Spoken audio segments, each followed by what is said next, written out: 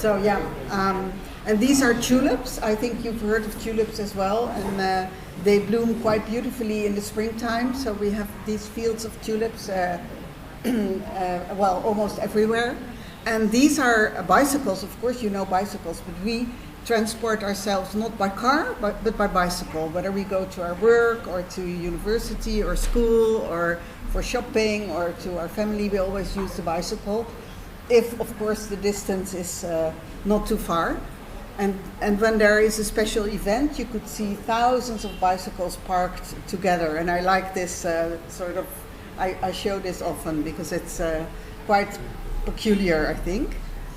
And this was a very special situation that I saw a few years ago when there was a pair of wooden shoes parked in front of the NICU.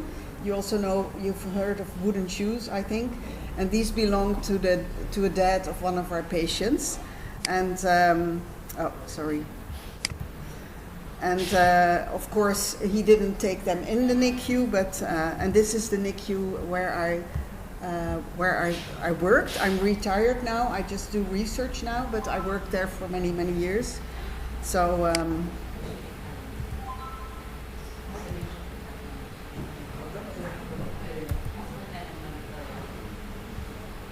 sometimes it doesn't. Oh, okay. So this is the world map, and I just wanted to show you where the Netherlands is. It's over here, a very tiny country. It's quite densely populated. There are many people in a very small country, and it's bordered by Germany on the east side, by the North Sea on the north and the west side, and by Belgium in the south. But of course, my talk is not on geography. It's also not on wooden shoes. But I would like to talk about the most commonly occurring brain injuries in the preterm neonate, and these are germinal matrix and intraventricular hemorrhage and its complications, and cerebellar hemorrhage, and finally white matter injury. And we will just see how far we can get in this hour. And you probably all know that germinal matrix intraventricular hemorrhage is a typical lesion of prematurity, as it originates from the germinal matrix, which is a transient fetal structure. And we call it a germinal matrix hemorrhage when it remains confined to the germinal matrix, but when it extends into the lateral ventricle, we call it a ventricular hemorrhage. And you also know that regardless of the gestational age, the onset is mostly within the first 3 days after birth. So it hardly ever happens after the first 3 days. And in order to understand this bleed, we need to know something about this germinal matrix. And the germinal matrix is a transient fetal structure in the subventricular area. And it's the origin of glial cell precursors and of neuronal precursors. And actually, it's the factory of our brain, because it's all our brain cells, or nearly all our brain cells, are produced in the germinal matrix. And it's most prominently present on the head of the caudate, and it regresses after 24 weeks gestation, and it has largely disappeared by 37 weeks. And then some remnants will remain, and I will show that to you. And so this is a picture from the beautiful atlas by Vies, Higgins, and Laroche on human fetal brain anatomy.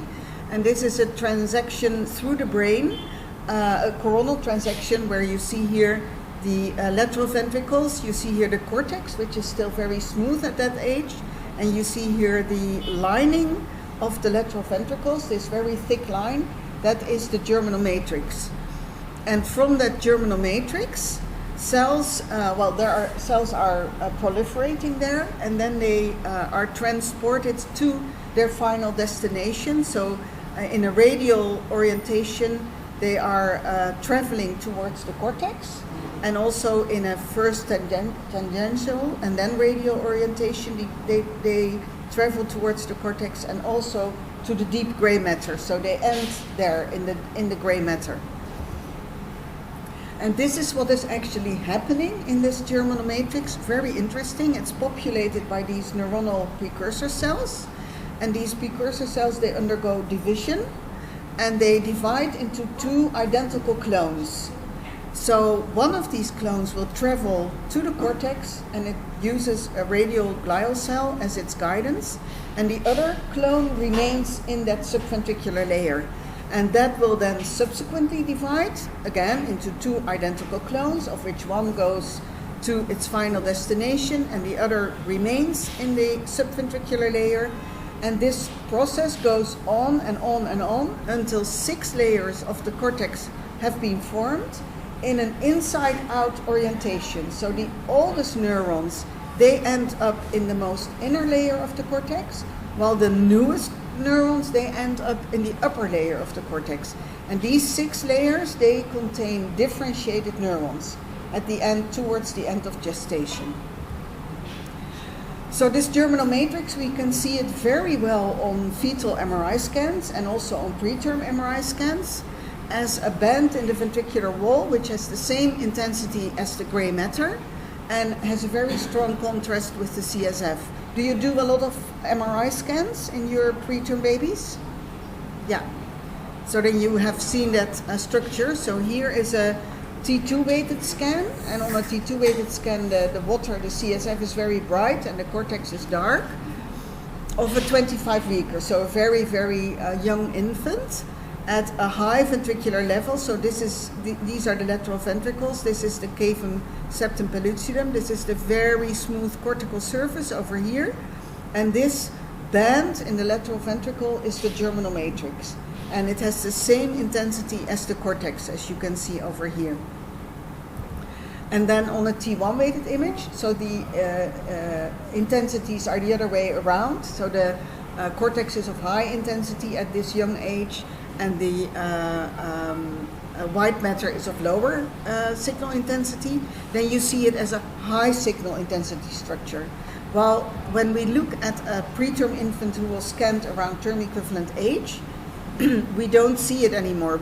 We only see some remnants over here above the head of the caudate. This is the head of the caudate nucleus. And we see some tiny remnants in the temporal horns. And that's all what's left of the germinal matrix at the end of gestation. But this is a preterm baby. And then we can also see them on our high quality ultrasound scans. This is a parasagittal scan through the lateral ventricle, as you can see here. This is the choroid plexus, this is the cortical surface, again a 25-weeker, so a very tiny infant. And all this echogenicity in the ventricular wall represents the area of the germinal matrix. And when the baby gets older, we don't see that echogenicity in the ventricular wall anymore. And so we only see some over here on the head of the caudate, and that's all what's left of this germinal matrix. So we can imagine that the younger the baby is, the more prominent the germinal matrix and the more vulnerable the brain is to develop these hemorrhages. So we all know that they are mostly clinically silent, or sometimes we see some sort of aspecific symptoms, and that's why we need our ultrasound to detect these bleeds, because we can reliably diagnose them with ultrasonography. And the problem with these hemorrhages is that they may lead to both white matter but also to gray matter injury. And the younger the baby is, the more outspoken the gray matter injury. And the incidence is inversely related to gestational age. In other words, the younger the baby is, the higher the chance to develop this hemorrhage, as you can imagine now. And in our country, the incidence is about 15% in the very preterm population, but it increases to up to 40% in the extreme preterm population. So many infants are affected. And the pathogenesis is multifactorial, and it's related, of course, to that germinal matrix, which is very fragile, has a high vascularity and poor vascular support, and also to the underdeveloped cerebral autoregulation. In other words, when there are fluctuations in the systemic blood pressure, there are sort of they also go to the cerebral blood flow. So you can see a lot of fluctuations mostly in the unstable infants that are ventilated with a high mean airway pressure and that have a change in PCO2 and PO2. These children are most prone to the germanomatrix interventricular hemorrhages. And also we now know that an increased venous pressure also contributes to this. So we now tend to keep the heads of the babies in a neutral position, not rotated to either side, and also not flexed too much, especially during these first 3 days after birth. We call that nursing bundles, and it's very important to try to keep them stable and to do minimal care, minimal handling during these first 3 days. And of course also the immature coagulation that contributes to these bleeds.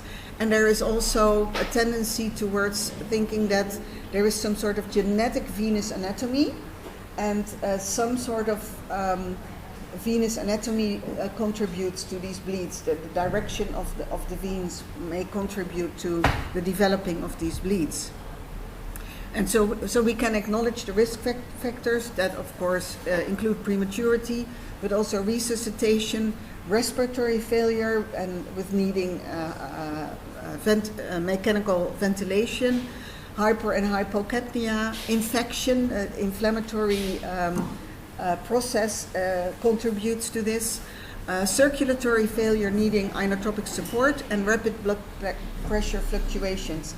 And nowadays, we don't tend to correct the blood pressure rapidly. We do that very slowly, very evenly, and also we don't treat the numbers anymore. So if we see a baby with a low blood pressure, it's not necessary to treat this. Only when the baby is has a bad circulation, is pale, is not doing well, then we tend to treat it. First with fluid infusions, slow, and then also with slow, very gradual inotropic support.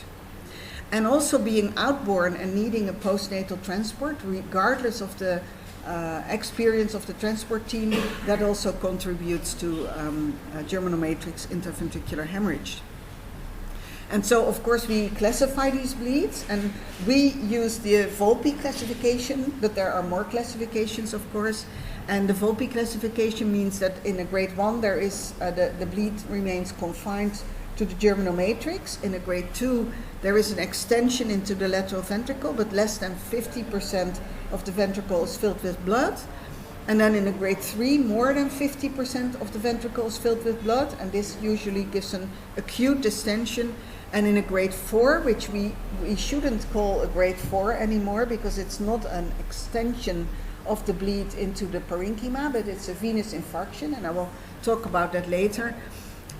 We see a parenchymal involvement. And these are drawings from a nursing paper that I found recently. It very nicely illustrates these bleeds, where in a grade 1 we see that it remains confined to the germanomatrix. In a grade 2 there is extension into the lateral ventricle. Then in grade 3 the whole ventricle seems to be filled, and it also fills the third ventricle, the aqueduct, and sometimes the fourth. And then in a grade 4, which I don't want to call a grade 4 anymore, we see parenchymal involvement. And so now I'm going to show you some typical ultrasound images. I suppose you do a lot of ultrasound images. Do you do them yourselves, or is it the radiology department? You do it them yourselves. Okay, so this is a typical example of a normal ultrasound scan in an extreme preterm infant, where this is a coronal scan and this is a parasagittal scan, and we see here, of course, a normal lateral ventricle, a normal Sylvian fissure, which is still very horizontally and very smooth at that age. Here we see the infratentorial area, the cerebellum over here, the hippocampal fissure, here the parasagittal scan through the lateral ventricle with a normal choroid plexus over here, and no signs of a germanomatrix interventricular hemorrhage. Well, in this baby, we do see a hemorrhage. Oh, apologies. Here there is a sort of echogenic lesion in the bottom of the left lateral ventricle, which represents a germanomatrix interventricular hemorrhage. And here we see a smaller lesion that is also going to be a hemorrhage. And on the parasagittal scan, you can acknowledge the size of these bleeds. So we can now see that it's quite a small germinal matrix hemorrhage, but there seems to be a clot in the occipital horn. And if we want to be sure, we need to scan through the posterior fontanelle. And this is a typical example of a grade 2 intraventricular hemorrhage, where here on the right side we see quite a large round lesion, and on the parasagittal scan you can see the germinal matrix hemorrhage, but you can also see that there is echogenicity on top of the choroid plexus over here. And this was the normal twin sister, so these were very immature twins, and the normal twin sister for comparison I'm showing you over here, and this was the sick baby. But unfortunately they both developed later a large bleed, but also cerebellar hemorrhages, and they both died. But on the first day the twin sister was still normal. And this is a grade 3 hemorrhage, as you can see. First, on postnatal day 3, we see here the hemorrhage in the lateral ventricle. We also see some dilatation of the lateral ventricles because it's losing its normal crescent shape. And here on the parasagittal scan, we can see that there is a lot of blood in the lateral ventricle. And then here, this is a typical grade 3, where we see a lot of blood here in the lateral ventricle, also distending the lateral ventricle. We now also see a hemorrhage on the right side, and the temporal horns are filled with blood, and the whole lateral ventricle seems to be filled with blood. And this blood acutely distends the lateral ventricle, and we don't call that a post-hemorrhagic ventricular dilatation because it's just the blood that is filling the ventricle. So you need to wait to see if a post-hemorrhagic ventricular dilatation will develop, and in these cases it probably will. And then this is a picture that I made also in the Netherlands. This is part of the sea that was locked off from the sea in order to prevent the flooding, and I really like to be there. And when I show you a picture, I always go to another subject. So my next subject is the first complication of germinal matrix intraventricular hemorrhage, which is post-hemorrhagic ventricular dilatation. And this is just to freshen up your memories on the CSF flow, because as you know, the CSF is produced in the choroid plexus, in the lateral ventricles, and then the CSF flows through the foramen of Monro into the third ventricle, and then there is additional plexus here in the roof of the third, and here also in the fourth ventricle, and the CSF then flows through the aqueduct into the fourth ventricle, and then through the foramen of Magendie and Luschka, it is swept over the cerebellar surface and over the cerebral surface, over here into the subarachnoidal space, and then it's reabsorbed by these arachnoidal villi into the venous dural system.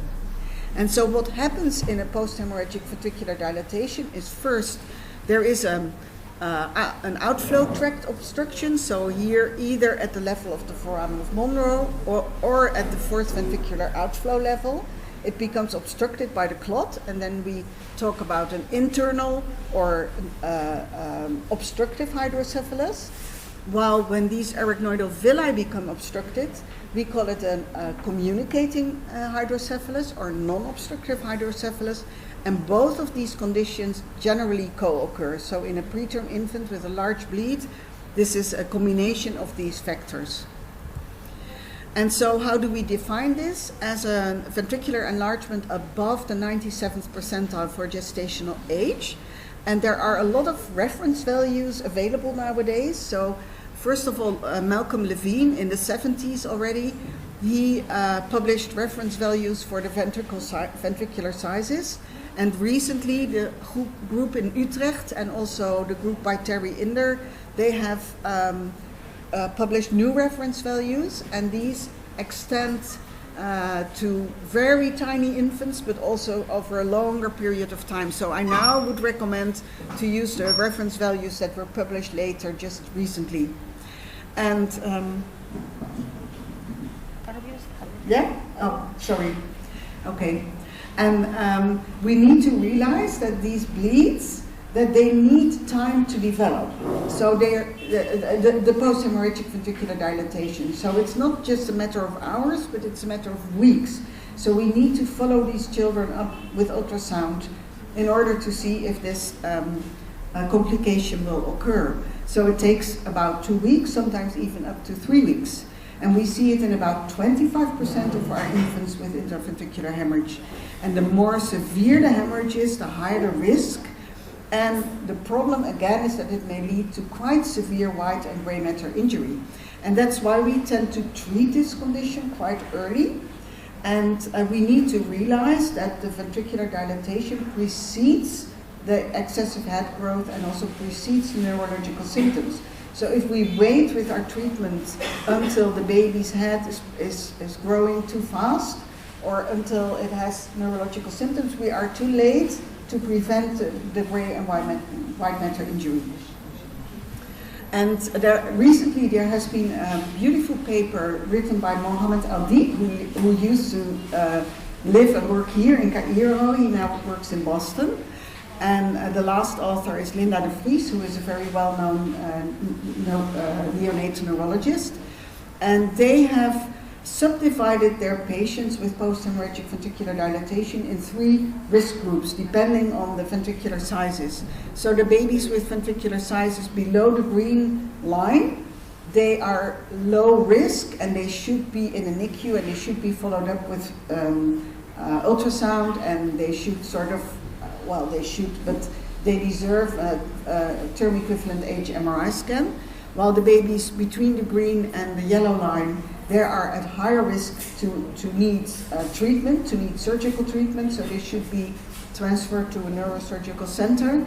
And the babies in the red zone, they probably need a neurosurgical intervention. And so what we do with these babies is we start with lumbar punctures. Do you do that as well? Yeah.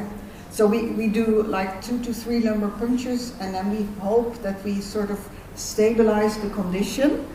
And that depends on the ventricular measurements, and you know how to measure that. It's the ventricular index, the anterior horn width, and the thalamo-occipital distance. And depending on these ventricular sizes, we treat the condition with these repetitive lumbar punctures. And if we need more than about 3 lumbar punctures, we will give these babies a ventricular reservoir. So then they need to be in a neurosurgical center. So this is a baby who had a post-hemorrhagic ventricular dilatation and developed, and we treated him with lumbar punctures, but that was not enough to stabilize the condition. So we transported him to a neurosurgical center in Utrecht, and so he got the reservoir. And this is a drawing of the reservoir, so that it's a subcutaneous reservoir that is below the skin, and then there is a catheter that is connected to the reservoir, and the catheter ends up in one of the lateral ventricles. And then you can puncture from that reservoir on a daily basis, sometimes even twice a day or sometimes twice a week, depending on the ventricular sizes. And in this little boy who had quite a severe post-hemorrhagic ventricular dilatation, as you can see, we treated him with repetitive punctures from that reservoir, and he's doing very, very well now. This is his MRI scan that we did after the reservoir, and this is his term equivalent age MRI scan, where here on the T2 weighted scan we see some remnants here of the bleed, we see some irregular ventricular dilatation, but not too much. This is the susceptibility weighted scan. Do you use that as well, where you can see the blood products for a long period of time? So you can see many, many tiny blood products, and even years and years after the hemorrhage you can still see it. And then you see that there is quite a lot of blood in the ventricular walls over here, also here. But despite of that, his brain developed quite nicely, and he has nice myelination of his posterior limb of the internal capsule. He has some gliotic scarring over here, and here you see, this is tractography, so you see his posterior limb of his internal capsule, which has developed beautifully, and indeed he developed normally. So he has a normal motor outcome. He has an advanced cognitive outcome even, and he has some mild behavior problems. And he's now more than, I saw him a year ago when he was 5.5 years of age, and he was really doing very well, very nice. So this picture from the fall, just recently in the Netherlands. We have a beautiful fall now because the weather is very mild. So we have sort of an Indian summer with all these colors, and I really like it. Brings me to the second complication of intraventricular hemorrhage, which is periventricular hemorrhagic infarction. So as I said, it's not a grade 4 bleed. And when we look at this drawing, you can see the venous drainage of the periventricular white matter. So the venous drainage is taken care for by these medullary veins that sort of look like the fingers of my hand. And they come together in a larger vein, which is called the terminal vein, which runs here. And that terminal vein runs through the germinal matrix. So you can imagine that when there is a bleed in the germinal matrix and the germinal matrix becomes swollen, that the terminal vein becomes obstructed. And in very severe cases, this may lead to venous infarction of this area.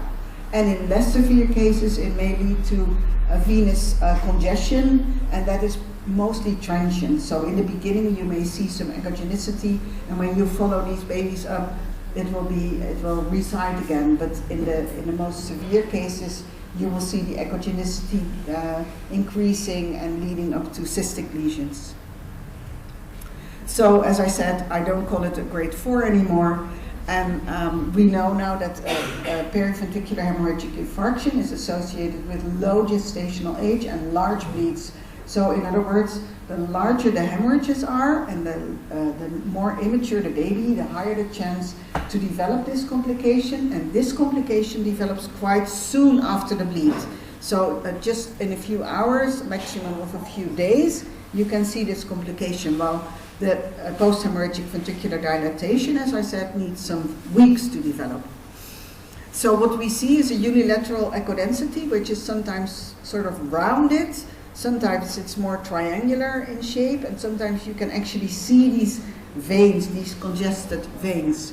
And it either will evolve over a period of time into one large cystic lesion that connects with the lateral ventricle, and we then call it a porencephalic cyst, or it may also develop into multiple smaller cysts. And that we should not confuse with cystic PVL, because cystic PVL is bilateral and has a worse prognosis than a unilateral lesion. And so on this drawing, we can see that it's not only the large bleeds that lead to this serious complication, but also the smaller bleeds can lead to venous congestion and to this venous infarction. And this is a beautiful paper from the European Ultrasound Brain Group, and they published quite a few papers in 2020, the same group, on different topics in pediatric research, and I can really recommend them to you because it's all about brain lesions. So this is a very unfortunate little girl. She was born after 26 weeks, and she developed quite a large intraventricular hemorrhage, as you can see over here, and you also see the parenchymal injury here in the right frontal area. And on the parasagittal scan, we can acknowledge that it involves the whole frontal lobe. And her parents were quite, they didn't want an MRI scan, they didn't want a lot of interference. So they were a bit holding back everything, and then we could do a term equivalent age ultrasound scan, and we saw this huge porencephalic cyst that sort of had some lobules within it. We also saw the volume loss at the affected side, but also on the less affected side, we see the volume loss, because here she had ventricular dilatation. But when you look here at the parasagittal scan, you can see that the gyration is coarse and really sort of simple, and so there is a lot of gray and white matter volume loss. You can also see here the dilatation of the lateral ventricle over here. So this was a bad case of a large periventricular hemorrhagic infarction, and indeed she didn't develop well. She is now 8 years, and she has developed, as we expected, a spastic quadriplegia, more on the left of course, then on the right side, she has ADHD. She has quite some behavioral problems. She has mild cognitive impairment, and she needs continuous rehabilitation and special education. And this is a little boy, well, he's not that little anymore, but he had a similar lesion, but he's doing a lot better. So he had a large interventricular hemorrhage, also quite a large periventricular hemorrhagic infarction, as you can see over here. And at the end, he ended up with multiple smaller cystic lesions. So not a large one, but we could already sort of predict this because of his lesion was not so globular, but it was more like these medullary veins. And so there was some normal tissue in between. And so you can see here all these multiple smaller cystic lesions. And on his term equivalent age MRI scan, we can see the multiple small cystic lesions in the frontal white matter, which we should not confuse with PVL. And he has developed a lot better. He's now 5.5 years of age, and he only has a discrete asymmetry of his left hand. He has a normal cognitive development, and he has simple minor neurological dysfunction. And he can follow regular education. So he's doing quite well, fortunately. And this is a lighthouse also in the southern part of our country, and I like it because it changes, the color changes with every climate, every season, every time of the day even. So I have thousands of pictures of this lighthouse. And that brings me to cerebellar hemorrhage. Do you recognize cerebellar hemorrhage quite often? Not too often? Okay. Fortunately, but I think it needs some more attention. Like a germinal matrix interventricular hemorrhage, it originates from the germinal matrix, but this is a germinal matrix in the fourth ventricle. But also it can originate from the external granular layer, which is a granular layer, a sort of germinal matrix that covers the whole cerebellar surface. So during the last trimester of pregnancy, it is a very extensive granular layer and also very, very vulnerable. Excuse me, may I have a question? Sure. About the post-hemorrhagic hydrocephalus, your experience with the reservoir and the daily or every other day aspiration of fluid. We usually interface with an invitation of infections. Experience with these reservoirs actually. So we don't do the plexus coagulation, but I know that. Yeah, I know. But our experience is also that when you do a timely procedure, like a timely reservoir, that you sort of prevent the need for a permanent drainage. And it's the permanent VP drains that give the most problems. So if you treat the condition quite early and give the reservoir quite timely, then we don't see complications. Well, we do see complications, but not often. Usually need it for how long?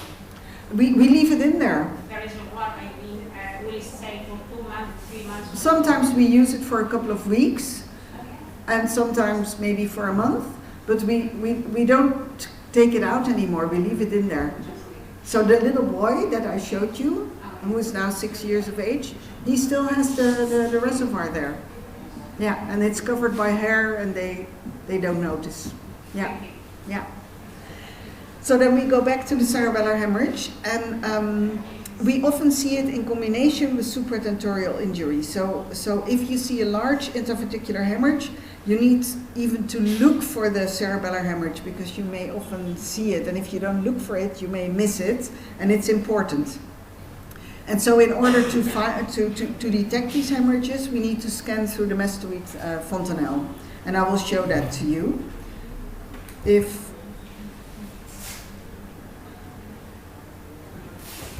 I can show it to you. Yeah, okay. I think it works again. So this is a drawing of that external granular layer that I talked about. So in the fetal period, the whole cerebellar surface, which is huge, because it folds and folds and folds, and it folds very rapidly during the third trimester of pregnancy, It is completely covered by this external granular layer, as you can see over here. So, and this external granular layer, that's where the cerebellar gray matter is formed, and it's then traveling towards finally towards the internal granular layer, which is the cerebellar gray matter. So it's very vulnerable structure. And the problem with these hemorrhages is that they may disrupt further cerebellar development, because first of all, the cerebellum develops very rapidly during the last trimester of pregnancy and is therefore vulnerable to injury, but also the hemosiderin products, they are toxic to the developing cerebellum. So the more hemosiderin there is, the more it sort of stops the cerebellar development, and that is really important. And that's why large cerebellar hemorrhages are often followed by complete destruction of the parenchyma. And this is what you see on this T1 weighted image at term equivalent age in a 26-weeker, where here the left cerebellar hemisphere is completely gone. There's nothing left of it. The vermis is also very abnormal, and the right hemisphere has lost its normal anatomy. You can also see the abnormal shape of the fourth ventricle. And we now know that the cerebellum is not only important for motor development, for motor skills, for coordination, but it's also very important for language development, for cognition, for behavioral, for affect. So when there is a large cerebellar bleed, it may influence the development of the child in a very negative way. The incidence of these hemorrhages is variable, and it depends on the population that we are looking at. So in other words, the younger the babies are, the higher the incidence, and it can increase to up to 20% in the smallest infants. And also on the imaging techniques that we use. So if we use routinely the mastoid fontanelle, we will detect a lot more of these hemorrhages than when we only scan through the anterior fontanelle. And if we add a routine term equivalent age MRI scan, then you see many more of these bleeds. But if you want to detect the clinically relevant bleeds, you need to add the mastoid fontanelle. So the risk factors are about the same as for supratentorial injury, so I'm not going to talk about that anymore. And as I said, it's associated with supratentorial injury. And the large hemorrhages are associated with abnormal outcome, as I said, and that is because of that mechanism of the destruction of the cerebellar parenchyma. So here are the fontanelles, and I always say during our ultrasound courses that the neonatal head is made for ultrasonography, because we have all these sutures and fontanelles that we can use as our acoustic windows. So this is the anterior fontanelle. Of course, we use that quite often. I often also use the posterior fontanelle to look at the occipital horns of the lateral ventricles and of the occipital lobes, and also the cerebellum, and the mastoid fontanelle to look at the cerebellum, and the mastoid fontanelle is behind the ear. And then there is still the temporal window, and that gives you access to the brain stem and the circle of Willis. So we need to realize that the babies don't like it when we scan through the mastoid fontanelle, because they sort of feel the vibrations or they hear it, I don't know. And this little one already knew that I was coming, and she said, no, leave me alone.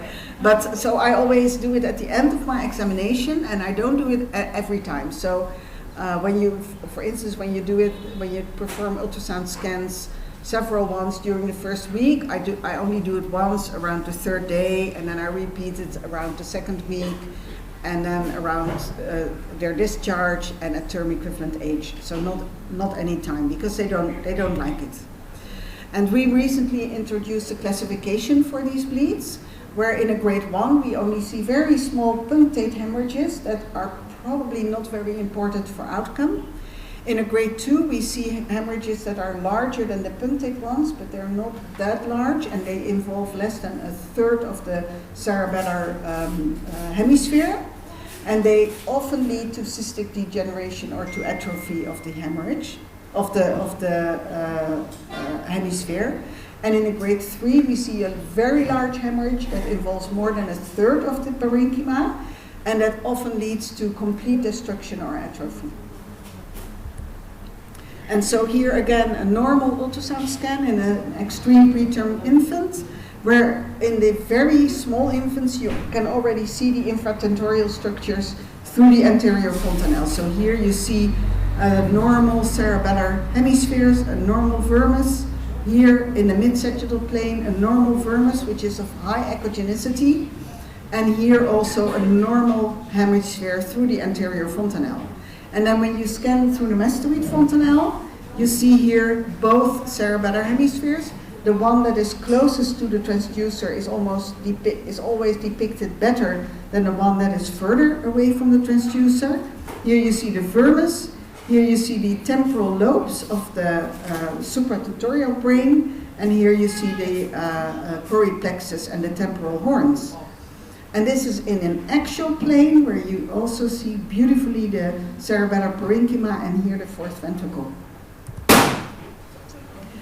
So I said that we don't often... Excuse me, can you by the mouse? Can you see? Oh, okay, because, yeah. On the bench? No. Okay, never mind. Okay, it's not seen. It's not seen yet. Oh, that's a pity. Oh, I'm sorry about that. That's okay? Okay, because this is quite subtle, because this little boy was a 28-weeker, half of a set of twins, and he and we scanned through his mastoid fontanelle as a routine procedure, and we saw that echogenicity, which I cannot. Is there? No, that's not a laser. And it's not showing on your screen. Where we see a small area of echogenicity in the left cerebellar in the right cerebellar hemisphere, and in the middle there is some echolucency. And these hemorrhages often start as an echolucent lesion. So when you see an echolucent area in the cerebellum, it may well be a hemorrhage. And then we did do a term equivalent age MRI scan. I'm not sure why, because this is not an indication for a term equivalent scan, but anyhow he had it, and we confirmed the lesion on the MRI scan. And he did quite well when he was 2 years of age, but later he did develop a minor neurological dysfunction and some behavioral problems. I'm not sure whether it's related to the cerebellar lesion, but he did not have any supratentorial injury. So I'm not sure. And this is a grade 2 hemorrhage. I hope you can see it from the through the anterior fontanelle. You already see in the left cerebellar, at the convexity of the left cerebellar hemisphere, you see an echodensity that shouldn't be there. And also on the parasagittal scan, you see that the anatomy of the cerebellum is not normal. And then through the right mastoid fontanelle, so the affected hemisphere is at the bottom of the scan. You see these rounded lesions, and these are multiple cerebellar bleeds, also on the axial view. And then on his MRI scan, we saw multiple lesions. So first on the left, the T2 weighted scan, where we see the bleed confirmed, but also multiple punctate cerebellar hemorrhages in addition. And then also a Vermean lesion that we thought of when we looked at the mastoid fontanelle imaging, because here, well, the bottom right one, you can see some irregularity in the vermis. And so he did have a Vermean lesion, and these Vermean lesions are often associated with autism. So, so the more the lesion is affecting the vermis, the worse the outcome is. And supratentorially, his brain was really very nice, as you can see. But I recently saw him when he was 5.5 years of age, and he had some motor delay and also complex minor neurological dysfunction and behavioral problems. And he needed to start special education, so he could not follow regular education anymore, unfortunately. And this is a grade 3, which is actually a terrible injury. This baby was a growth retarded 31-weeker, and she was initially doing quite well and had multiple ultrasound scans that were normal, but then she developed a gram-negative sepsis. And these children often develop still a cerebellar hemorrhage after their first week. So when you are dealing with a growth retarded baby who is getting ill, So has its honeymoon in the beginning because then they're still stressed and then they are protected by their steroid levels. But later on they develop a sepsis and then they can develop large cerebellar lesions, as true for this baby. And I don't need to show it to you. Well, I cannot show it because the mouse is not functioning. But what you see is that one cerebellar hemisphere is completely destructed, which is the left one. You see the hemorrhage, you see a normal right cerebellar hemisphere. But in addition, we also see gray matter injury, central gray matter injury, and we see a lot of white matter injury because the bottom right scan is a diffusion weighted scan that shows a lot of white matter ischemic injury. So this is a very severe lesion, and in this child care was redirected because of the combination of supratentorial and infratentorial injury, and she died shortly afterwards. At what point do you declare DNR in such a patient? Sorry? When can you declare DNR in this patient? Well, that is quite a difficult question. When there is a lot of supratentorial injury combined with infratentorial injury, then there is no quality of life. But when there is supratentorial injury that is like unilateral, we never stop the treatment anymore. And when it's very diffuse, we tend to redirect care because we think that it's the quality of life will not be enough. But it depends on the parents, it depends on the team, it depends on the lesion, the gestational age of the infant. There's a lot of factors that contribute to the decision, and it's always the parents, of course, that have the right to say what they want. Excuse me, one question. Is the ischemic changes, white matter ischemic changes, is related to the hemorrhage or related to the intrauterine growth retard? And Probably to the chance you saw it by ultrasound or MRI? Yeah, we also saw it on ultrasound, because if you look at that ultrasound there, the top left one, you see some echogenicity in the deep gray matter, way too much, but you also see too much irregular echogenicity in the white matter, so we already sort of suspected this.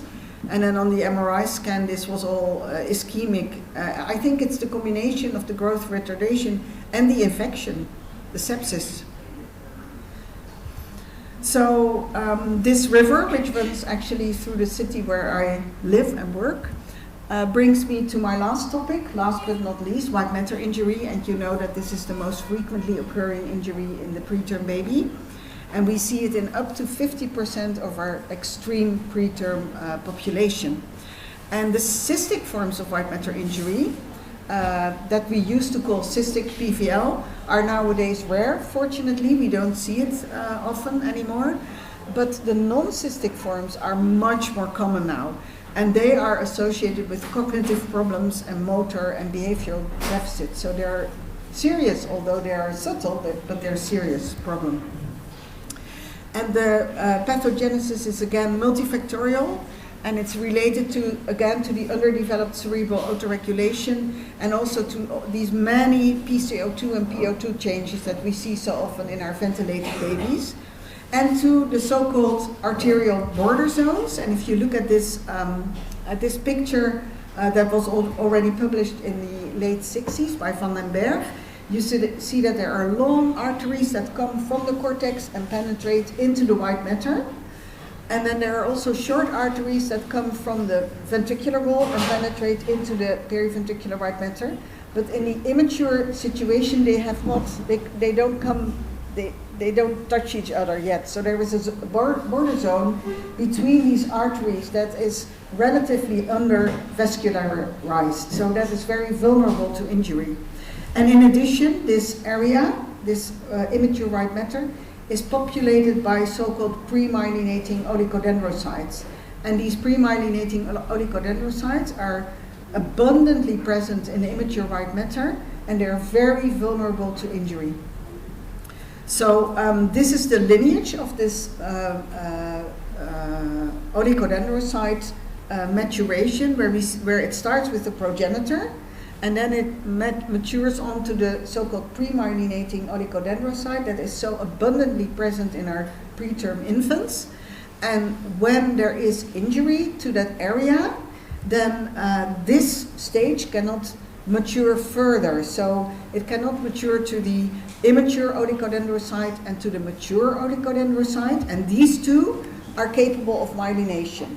So if there is white matter injury in the preterm infant, these pre-myelinating oligodendrocytes, they will keep on, they will be produced, many more of them, but their maturation will stop there.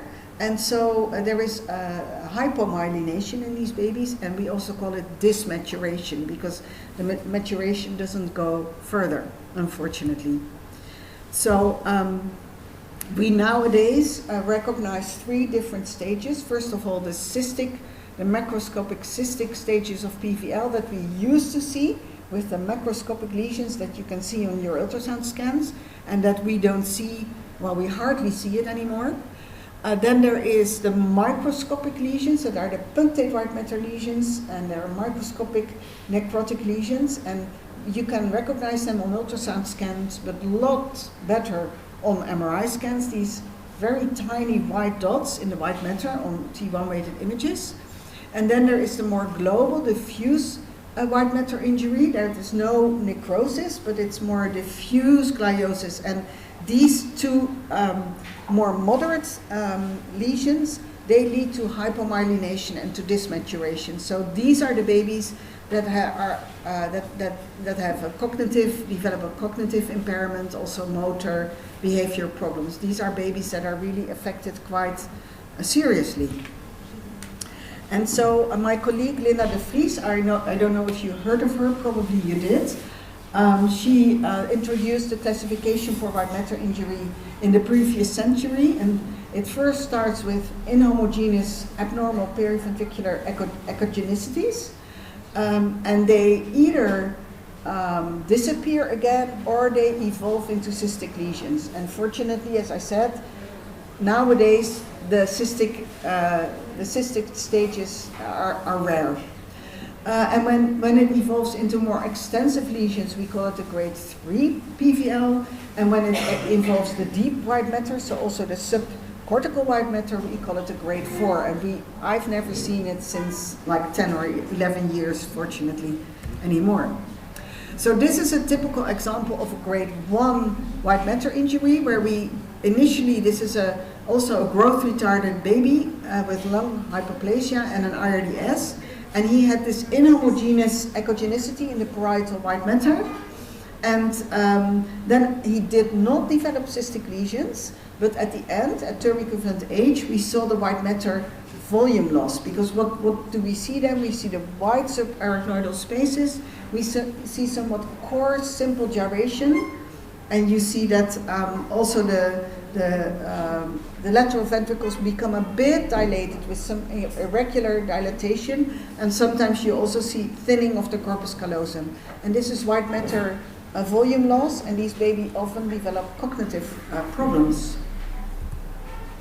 And this is a grade 2 white matter injury, where also it started with irregular increased echogenicity, and also a baby with respiratory failure and an infection. These babies are very prone to white matter injury. And he developed some small cystic lesions in the parietal white matter, and also punctate white matter lesions. Because if you look at these bottom scans, you can see these punctate lesions in the frontal area. And then the term equivalent age MRI scan, the top one is a T1 weighted image, and you see all these quite mean little punctate white matter lesions along the ventricular borders, and you also see the cystic lesions in the occipital area. And fortunately, he developed quite well, because at 5.5 years of age he had a complex minor neurological dysfunction and motor delay, but he had a normal cognition and also a normal vision despite of these occipital cystic lesions. So we were quite happy with this boy. And this is a girl actually, and she is not that old yet. She also had the very irregular echogenicity in the parietal area at the level of the trigones of the lateral ventricles. You can see it also on the parasagittal scan. You can see this very irregular echogenicity, and then a month later she had multiple cystic lesions. And on her term equivalent MRI scan we saw the cystic lesions, but also multiple cerebellar lesions, as you can see. And this led to loss of her white matter volume, also loss of her gray matter volume and her cerebellar volume. And at 2 years of age, she already was spastic and had visual problems, cerebral visual impairment. So she really is not doing well. And this is an example, typical example of a grade 4 PVL, and this is, I've never seen this anymore. I saw this baby 11 years ago in Toronto, and this baby was initially doing quite well, had some ultrasound scans that were normal, but then developed a PDA and a sepsis, and afterwards showed these huge, terrible lesions. So this is one of the most terrible brain lesions that we can imagine. And now I promised you I would show you how to recognize the difference between cystic PVL and the cystic changes of periventricular hemorrhagic infarction. And when you have cystic white matter, more diffuse cystic white matter injury, it mostly is bilateral. The lesions are bilateral. They are preceded by abnormal, inhomogeneous periventricular echo densities, also bilaterally, and no or only a small interventricular hemorrhage. While when we are dealing with the cystic stages of periventricular hemorrhagic infarction, they're mostly unilateral, and they're preceded by a unilateral parenchymal echo density, and not by an interventricular hemorrhage that is usually quite large and is on the side of the cystic lesions. And I think it's important to make that distinction, because PVL is bilateral and the prognosis is generally worse than when you have a unilateral lesion. So I think it's really important to look at the distinction. So in summary, I've been talking about frequent and important brain injuries in the preterm neonate, and these include germinal matrix interventricular hemorrhage and its complications. I've talked about cerebellar hemorrhage, about white matter injury, and we need serial cranial ultrasound to diagnose these lesions in an early stage, to follow the lesions and for prognostication. And we can add MRI for specific cases. And if we want to detect the smallest lesions, the punctate lesions, either in the white matter or in the cerebellum, and it helps us to exactly determine the size and the extent of the lesions and for prognostication. And so you can find all this information in my book. I'm not going to promote my own book, but I do. And I will give a sample to Gerda as a special present for your department. So I have it in my bag, and my bag, where's my husband?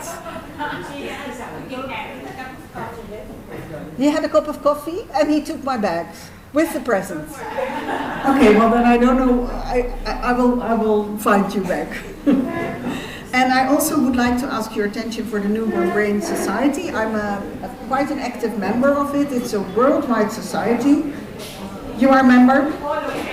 You are all a member. Okay, then I don't need to say anything. There are these weekly webinars which are really nice, and the teaching modalities, and I think it's a great society because it helps to promote brain care worldwide, and that is really good. So with this last beautiful picture, I would like to end my talk, and thank you for your attention.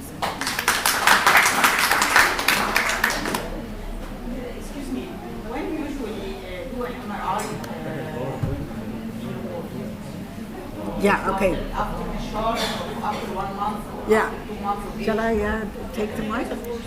The question is, when do you usually do an MRI scan?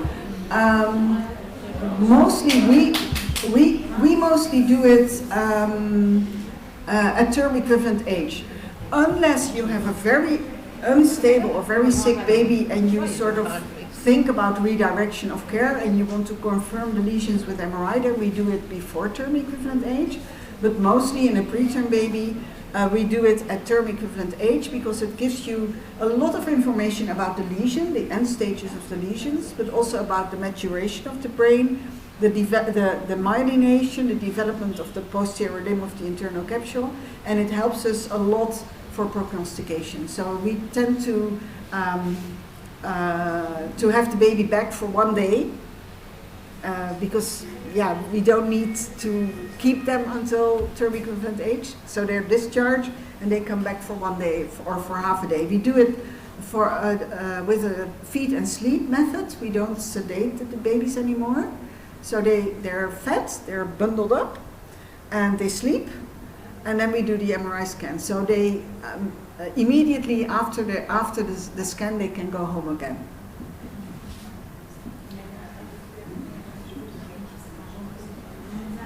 So can we take 10 minutes only some questions about HIE? Yeah, sure. We want to thank you very much, Professor Gerda. It was a magnificent talk, wonderful, Thank the you. points, and now we want to have some few discussion about HIE. Okay, great. And some problems we face in our cooling unit. Okay. Dr. Mariam. Shall I sit there? صباح الخير جميعا. احنا في حبه اسئله كده هنسالها عن الكيسز الهايبوكسيك اسكيميك وهنسال بروفيسور جيردا عليها. We would like to ask some questions about the patients of hypoxic ischemic encephalopathy, the different situations that we've met in our unit. Okay, great. First one, we see a lot of patients that fulfill the criteria to start therapeutic hypothermia, but we are dealt that either the patient is less than 36 weeks. So would you offer therapeutic hypothermia to patients that are less than 36 weeks, or you just start at 36 later on?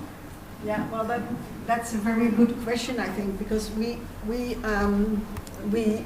until recently we didn't offer hypothermia to preterm babies, but now we sort of start at babies at 35 weekers, even 34 weekers when we see really profound asphyxia.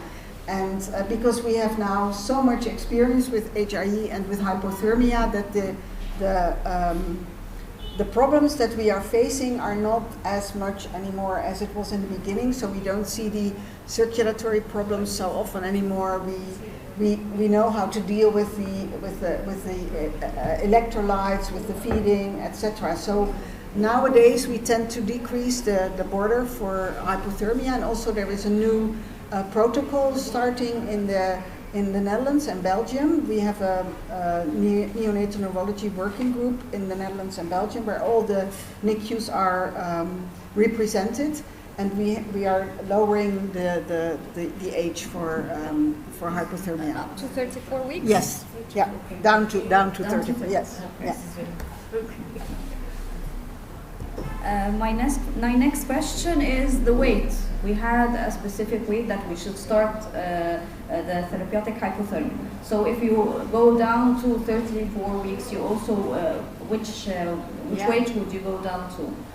Yeah, that's about the same question, and I think 2,000 grams or a bit below, but not much below, because then you have the overcooling problems, you have the coagulation problems, then you go into a sort of vicious circle that you don't want. So I think not a lot lower than 2,000 grams. Yeah. If our patients are presented later than 6 hours, would you propose and start the therapeutic hypothermia? Yeah. Well, we always say time is neurons, so we rather have them there within the first hour, but of course we cannot do that either. If they are a bit later than 6 hours, maybe 7-8 hours, we do start. But if it's a lot later, we don't start. But also, again, there are trials going on. Yes. So I think maybe it's better to await these trials that are now sort of coming up.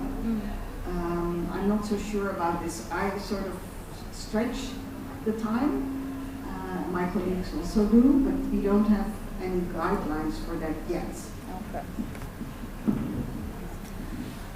If a patient has patients who have severe encephalopathy from the start and we expect a very poor prognosis, would you still start a therapeutic hypothermia with all its complications or not?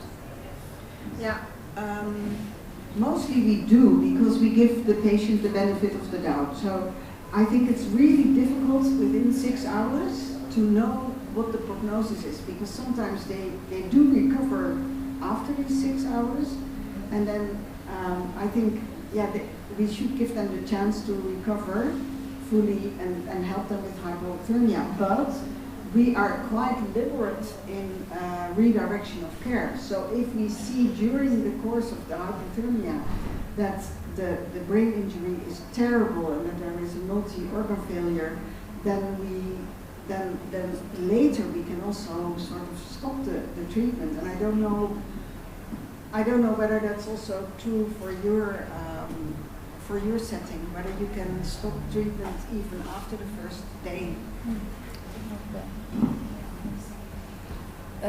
Pulmonary hypertension. If a patient is fulfilling the criteria to start therapeutic hypothermia but has initial pulmonary hypertension, how would you proceed? Do you treat the pulmonary hypertension first and then start the therapeutic hypothermia, or both sideways? Or we sort of our ultimate goal is to start the hypothermia within 6 hours. So we try to insert all these lines that you need for your pulmonary hypertension, and then we treat both conditions.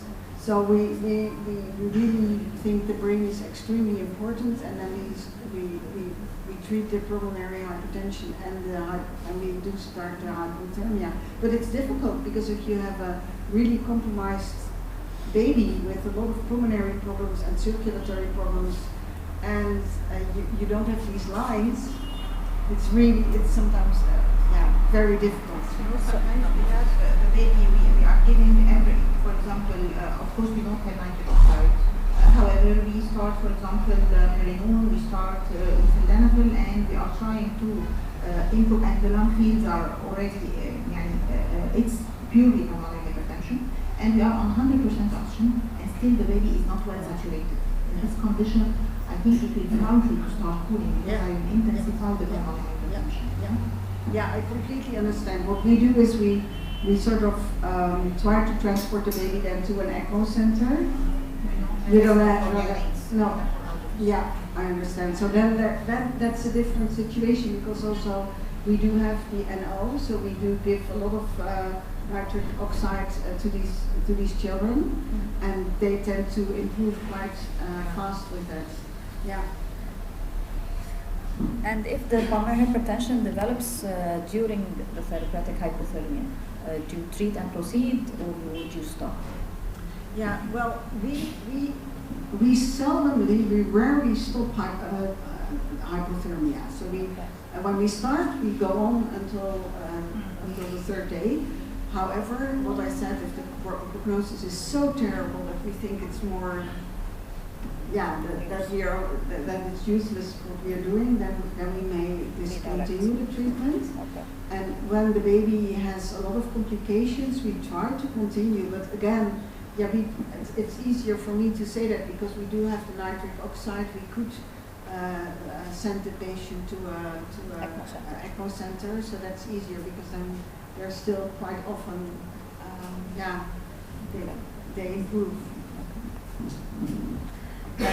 For the bleeding tendency, also if it's at the beginning and during treatment, would you treat it first and give the patient the ability to start therapeutic hypothermia? We have usually in our patients, we have a little bit different category of patients.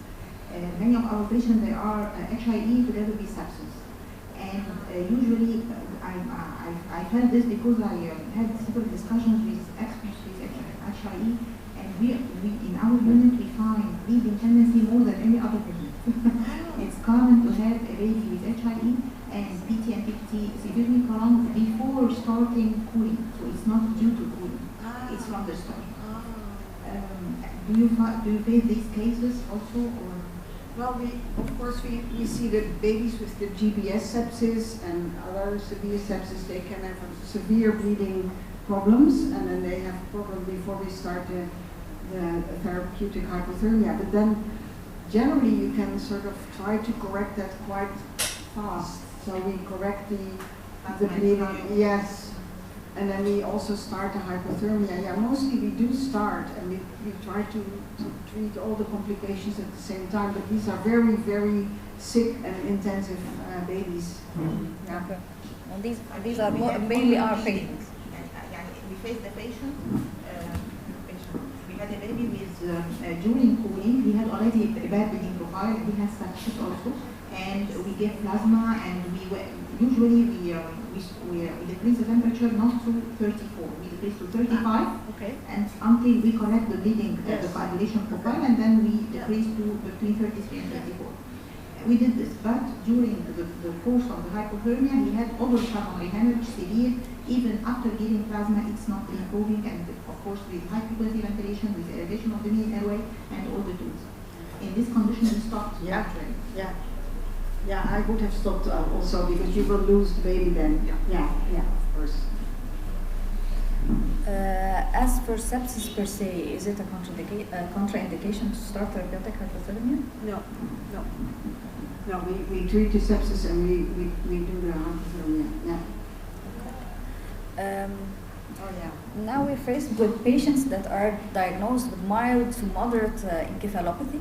They're initially diagnosed as moderate encephalopathy, and on transfer to our unit, on reassessment, the patient is like mild.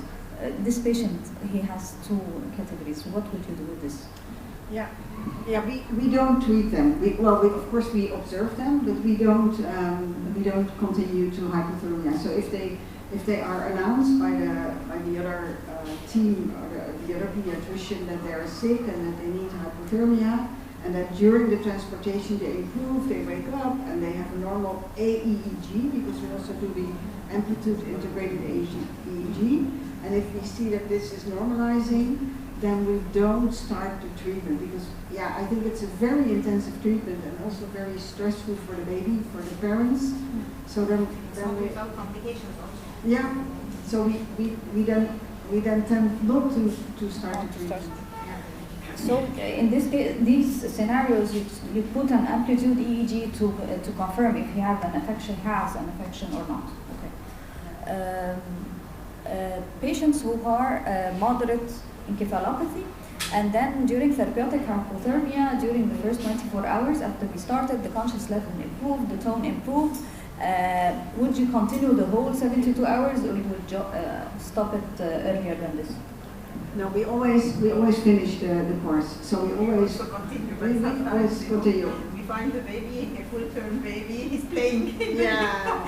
And this is hypoxic baby. So it's a little bit strange. However, we do like it. Yeah, it's difficult. I agree it's difficult, but we have sort of agreed with the same neonatal neurology working group that we continue with. And we even do it, we even do the MRI. We do a routine MRI examination in every cooled patient after the 72 hours. Directly after? Yeah. Before, after you finish rewarming. After finish rewarming. Yeah. If patients are presented outside the base with very critical circulatory compromise on inotropic support, and the transport, they should be transported to receive the therapeutic hypothermia. Would we proceed with this even if the transport would deteriorate the initial condition or not? Yeah, I think that's a very difficult question.